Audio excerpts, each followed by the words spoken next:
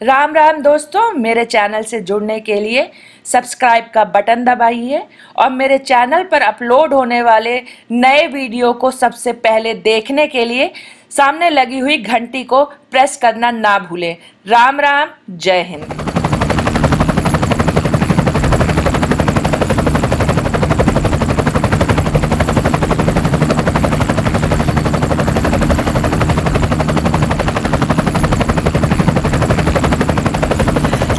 की जय। नमस्कार दोस्तों, मेरा नाम रेवा है।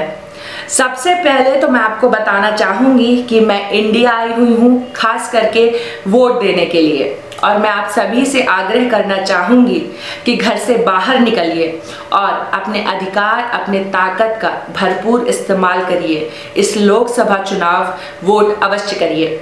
चर्चा हो रही है कि जब वोटिंग्स होंगी इलेक्शन के दौरान, रमजान का पाक महीना चल रहा होगा, इसीलिए मैं सभी मुसलमान भाई बहनों से आग्रह निवेदन करना चाहूंगी कि रमजान के पाक महीने में अपने अधिकार, अपने ताकत का इस्तेमाल करें, अपने भविष्य को सुरक्षित बनाएं और थोड़ा सा समय निकाल करके वोट अवश्य दें। अब चलिए मेन मुद्दे पर आते हैं। जब मीखा सिंह भागे थे तो उन्हें कई तरह के सम्मान मिले थे।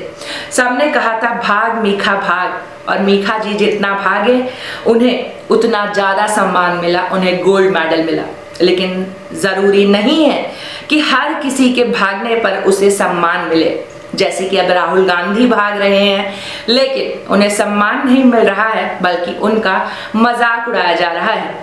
राहुल गांधी अमेठी से भाग करके अब केरल के वायनाड की ओर निकल पड़े हैं। 2019 के लोकसभा चुनाव में राहुल गांधी की उम्मीदवारी को लेकर के सारी अटकलें अब खत्म हो चुकी हैं। कांग्रेस के प्रवक्ता रणदीप सिंह सुरजेवाला ने प्रेस कॉन्फ्रेंस करके यह घोषणा की है कि राहुल गांधी अमेठी के साथ साथ केरल के वायनाड सीट से भी चुनाव लड़ेंगे। देखिए, अमेठी में राहुल गांधी जीतेंगे या हारेंगे इसका पता तो 23 मई को चलेगा, लेकिन अमेठी में स्मृति ईरानी की हवा काफी जोरदार तरीके से बह रही है।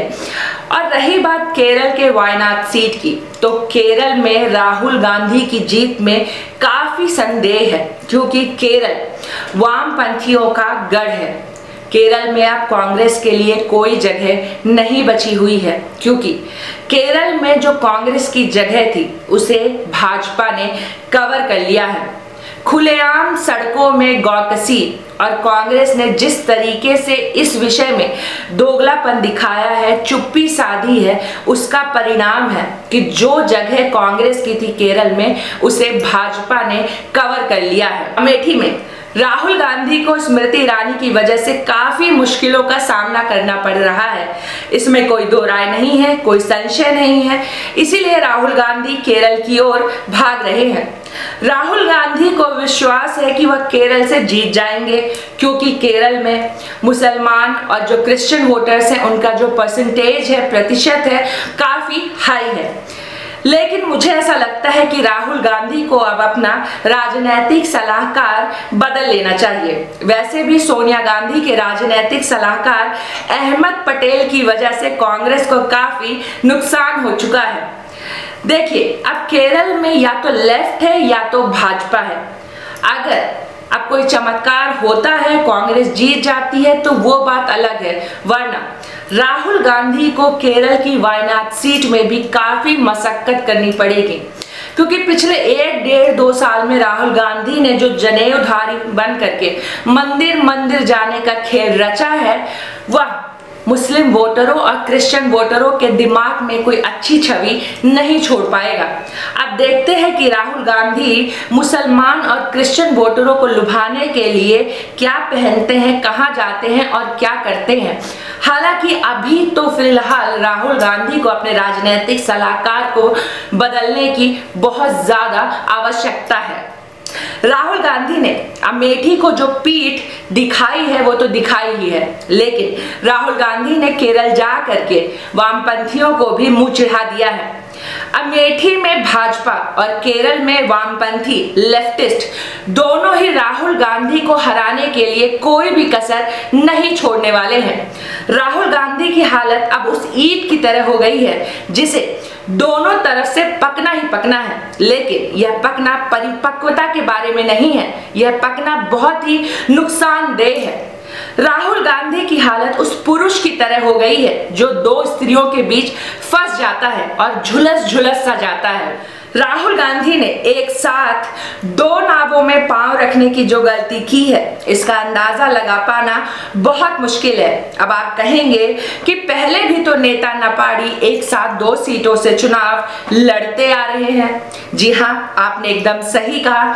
अब हमारे प्रधानमंत्री मोदी जी को ही ले लीजिए, 2014 में उन्होंने गुजरात और वाराणसी दोनों जगह से चुनाव लड़ा था। उसके पहले इंदिरा गांधी जी, अटल बिहारी वाजपेयी जी, लाल कृष्ण आडवाणी जी, यहाँ तक कि एक साथ 13 सीटों से लोगों को चुनाव लड़ते हुए देखा गया है। पर विश्वास मानिए, अमेठी, वायनाड, चना जोर गरम की तासीर ही अलग है। 28% मुस्लिम वोटर और 21% क्रिश्चियन वोटर्स यानी 49% वोटिंग के आधार पर राहुल गांधी केरल जा रहे हैं और वो सोच रहे हैं कि चुनाव जीत जाएंगे। 2014 के चुनाव में कांग्रेस की जीत इतनी आसान नहीं थी। कांग्रेस 2014 में सीपीआई से महज 20,000 वोट की मार्जिन से ही बड़ी मुश्किल से जीती थी। सेफ सीट के चक्कर में राहुल गांधी ऐसा ना हो कि अपनी किरकिरी करा बैठे। वैसे भी राहुल गांधी ने अमेठी का विश्वास तो तोड़ ही दिया है। और वैसे भी राहुल गांधी परिवार की जो कलगी है मुस्लिम भाइयों बहनों के सामने भी काफी हद तक खुल चुकी है। ऐसे में सिर्फ और सिर्फ मुसलमान वोटर्स, क्रिश्चियन वोटर्स के आधार पर केरल को सेफ सीट नाम देना उचित नहीं होगा। लेकिन अब राहुल गांधी का राजनीतिक सलाहकार इतना बुद्धिमान है तो अब हम क्या कर सकते हैं, देखते हैं, इंतजार करते हैं परिणाम का आगे क्या होता है। और राहुल गांधी क्रिश्चियन भाई बहनों और मुस्लिम भाई बहनों का दिल जीतने के लिए कैसी गुलाटी मारते हैं, यह देखना भी बहुत रोचक होगा। अगर आपको मेरा वीडियो पसंद आया हो तो इसे लाइक करें, शेयर करें, मेरे चैनल को सब्सक्राइब करना ना भूलें। भारत माता की जय। जय हिंद। राम राम।